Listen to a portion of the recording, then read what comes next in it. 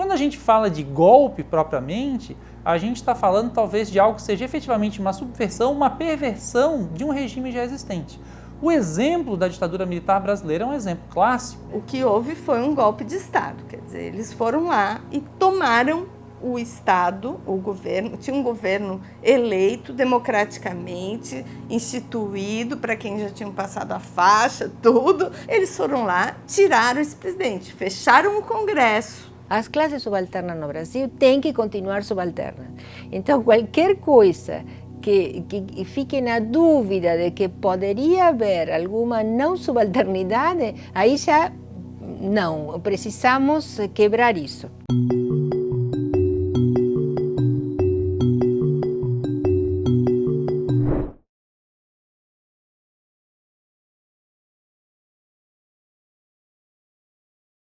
Em termos do contexto mundial, acho muito importante falar que era um período de Guerra Fria.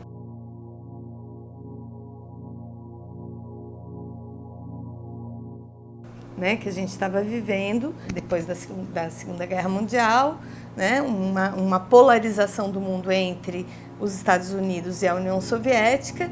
Então havia uma preocupação muito grande dos Estados Unidos em estabelecer fortemente a sua influência em toda a América, né, inclusive na América do Sul. A gente teve um amplo movimento de não apenas comunicação, mas interação entre as Forças Armadas brasileiras e dos Estados Unidos.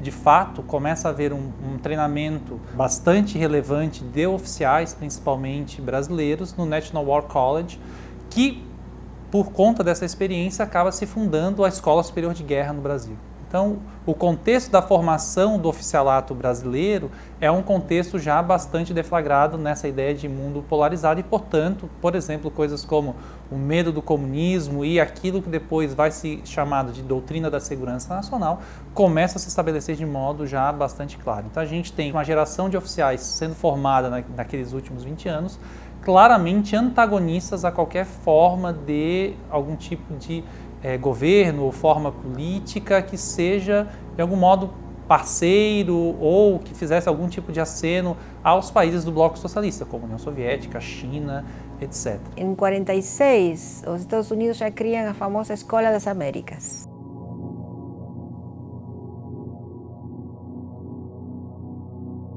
Que vai ser uma escola militar para formar militares em que no combate ao terrorismo, combate ao comunismo, inclusive tinha disciplinas sobre tortura.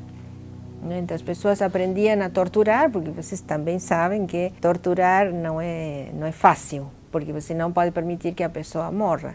Então, muitos dos militares que depois comandaram os golpes na América Latina como um todo foram ex-alunos da Escola das Américas. Então, há um projeto para a América Latina no contexto da Guerra Fria, aí sim mais anos 60, em que você tem praticamente todos os países que sofreram golpes cívicos, militares, empresariais e tal. A gente estava vivendo um período democrático, né? E com a renúncia do Jânio Quadros, entrou o Jango, o João Goulart, que era um trabalhista. Ele não era um comunista, ele não era do Partido Comunista, ele não tinha nenhuma perspectiva assim, de fazer um socialismo, nem nada, mas ele propunha algumas reformas que eram chamadas as reformas de base. Por ser vinculado ao PTB, que era um partido não necessariamente de esquerda, mas mais sensível a pautas populares, né, acaba começando a ser olhado de um modo um pouco mais reativo.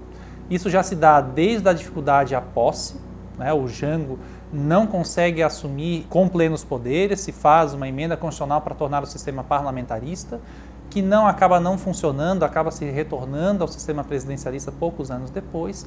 E a partir dali, quando se começam a discutir as famosas reformas de base, que, por exemplo, dentre outras coisas, né, se havia um projeto mais claro relativamente à reforma agrária, isso começa a mexer com determinados interesses das elites agrárias nacionais, que começam a associar esse tipo de movimento a um movimento, né, de uma virada do Brasil ao comunismo. O contexto tem a ver com isso, basicamente com o medo ou a possibilidade de que um projeto, não sei se socialista, mas social-democrata, né, fosse adiante e no contexto latino-americano. Tem a ver com situações internas, mas muito com um projeto, o famoso Plano Cóndor, recursos materiais, recursos humanos, que fazem com que seja importante nesse plano que o Brasil, que tem uma situação estratégica na América Latina, respondesse a esse plano. Houve muita propaganda e essa propaganda incluiu, por exemplo, chegar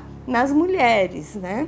Nas mulheres de classe média que foram chamadas, inclusive assim, já se sabe que as marchas, marchas com Deus, pela família e pela liberdade foram chamadas, né? Logo antes do golpe foram organizadas essas marchas.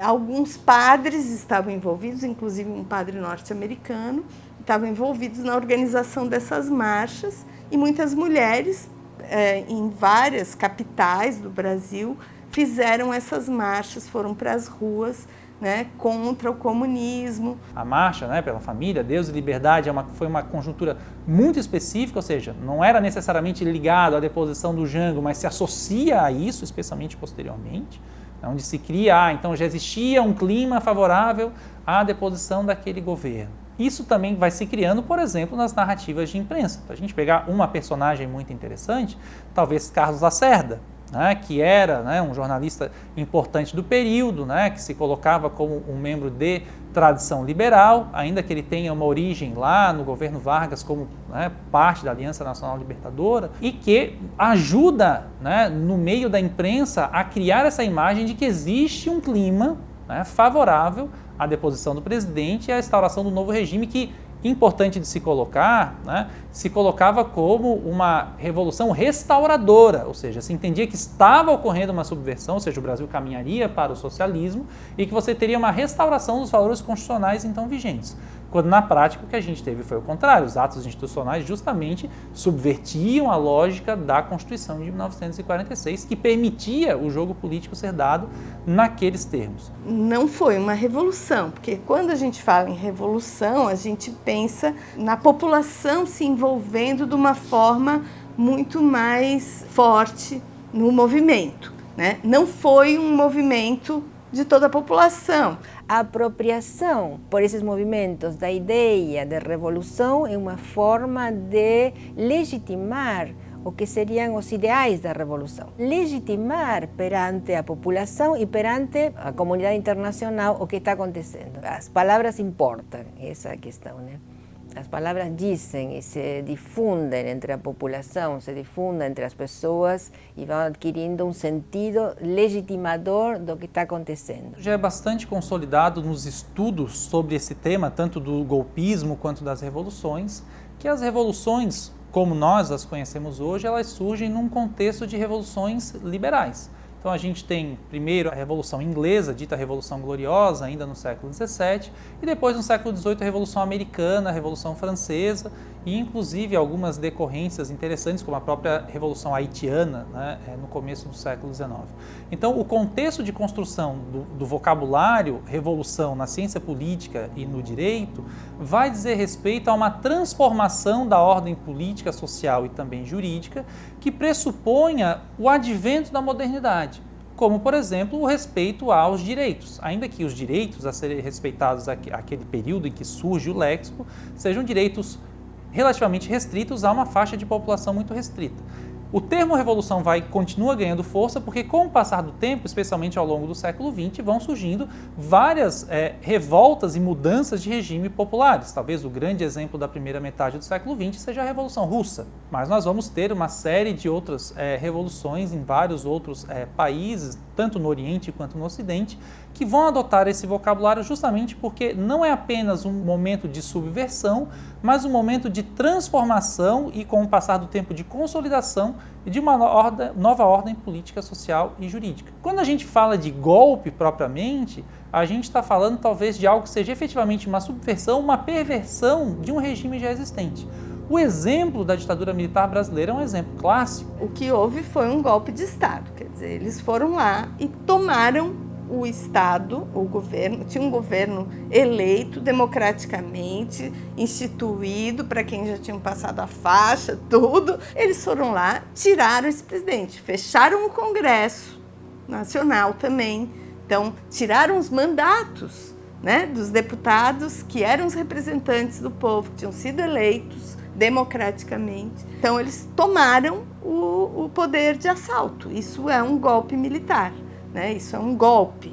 Quando se faz, né, o golpe em abril de 64, você tem, num primeiro momento, não a transformação da ordem jurídica, né, mas apenas um adendo, né, que são o chamado, naquele momento chamado ato institucional. Ou seja, a Constituição de 1946 permanece de pé até 1967, quando voluntariamente se faz o novo processo constituinte. O novo processo constituinte, que naquele momento, isso é bastante interessante de se colocar, em 1967, pressupunha que os militares entregariam em 1968 o poder de volta aos civis.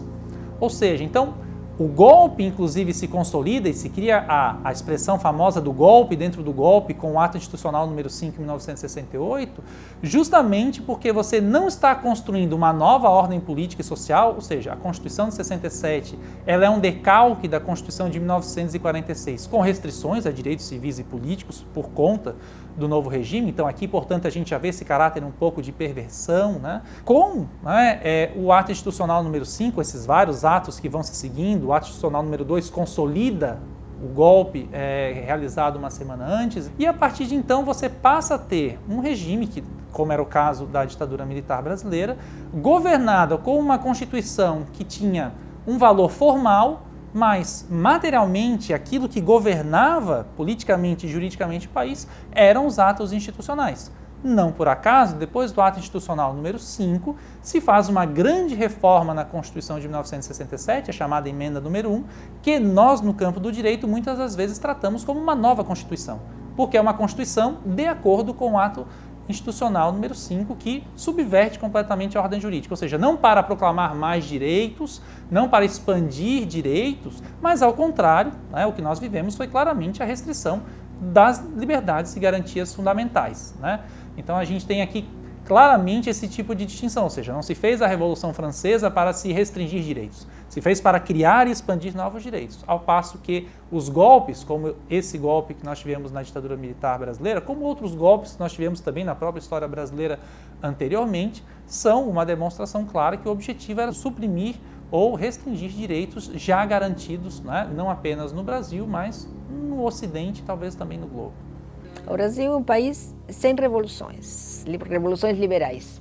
A gente não teve uma revolução de independência, não teve uma revolução abolicionista, não houve uma guerra de independência como nos outros países que foram colonizados pela Espanha. O Brasil é um país, de algum modo, de continuidades, o que não significa que não haja transformações e modificações, né?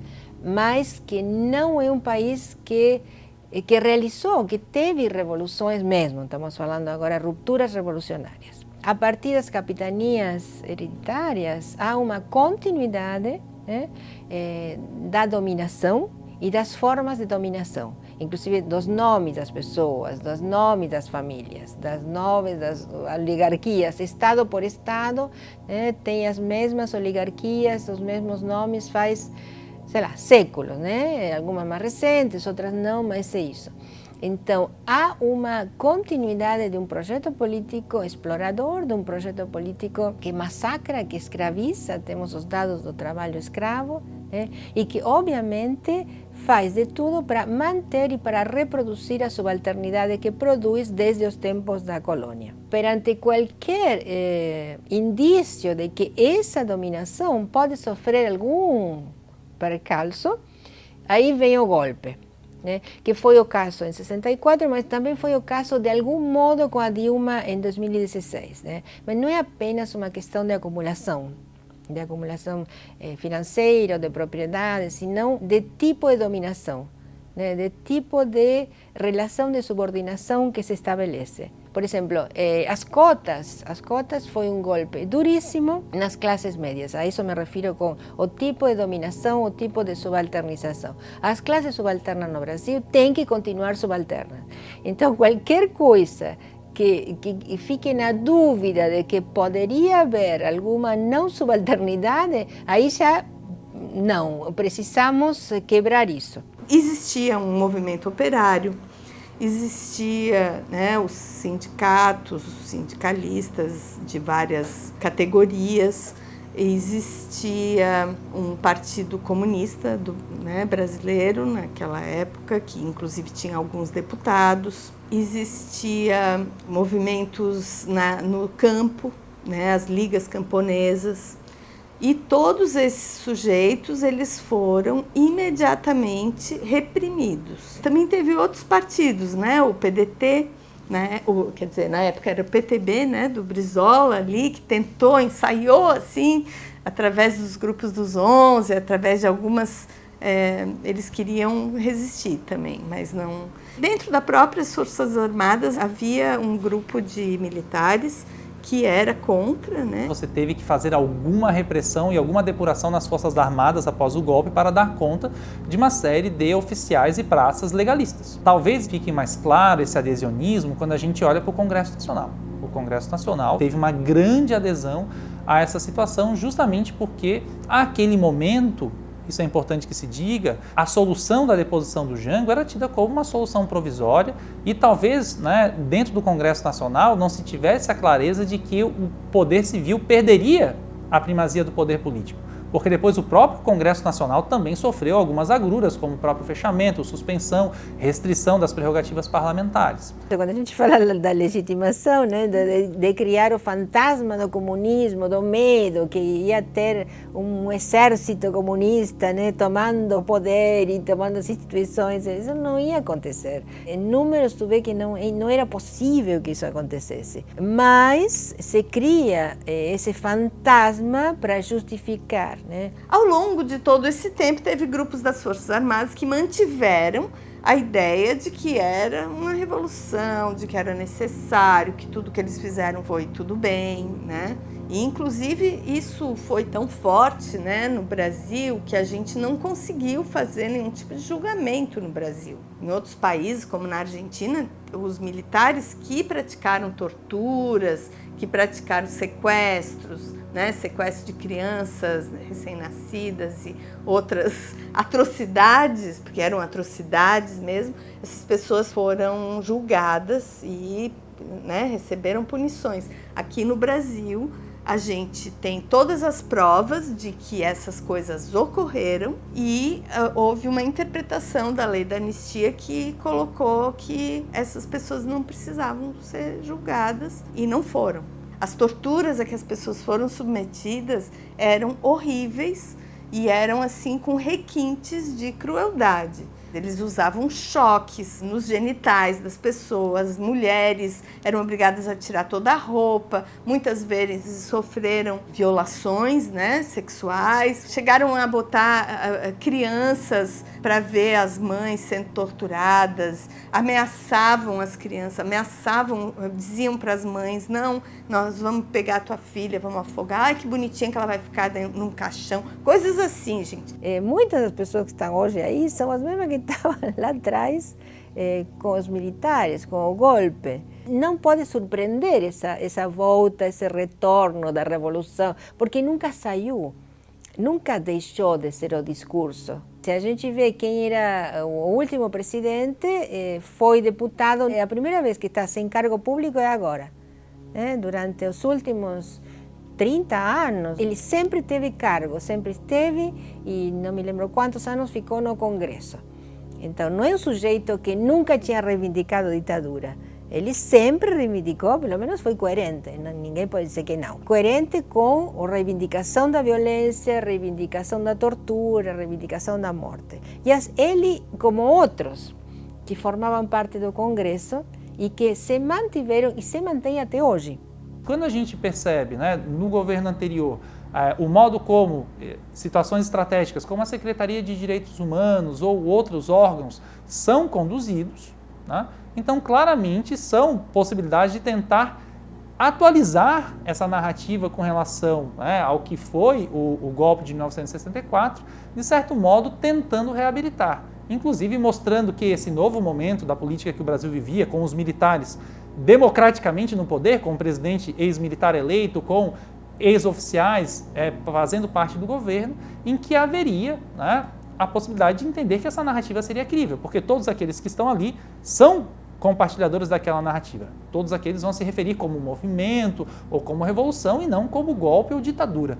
O resultado disso, dentre outras coisas, foi o 8 de janeiro de 2023. Ou seja, ele é alimentado, ele é pautado pela possibilidade de que esse passado deveria ser levado em consideração a ponto de as pessoas acamparem em frente, né, às casernas, pedindo para que os militares fizessem aquilo que fora feito em 1964. Existe uma coisa chamada intervenção federal, existe uma outra coisa chamada golpe ou ditadura militar, mas intervenção militar é um instrumento que não existe. Inclusive, tentou-se dar um fundamento jurídico a uma certa leitura do artigo 142 da Constituição, mas que no meio jurídico absolutamente não é aceito. Ou seja, de certo modo, o que aconteceu em 2023 era uma tentativa de uma atualização e de entender de que aquele instrumento realizado em 1964 seria ainda hoje legítimo, quando, na verdade, ele absolutamente não tem nenhum respaldo, seja, né, politicamente, seja juridicamente.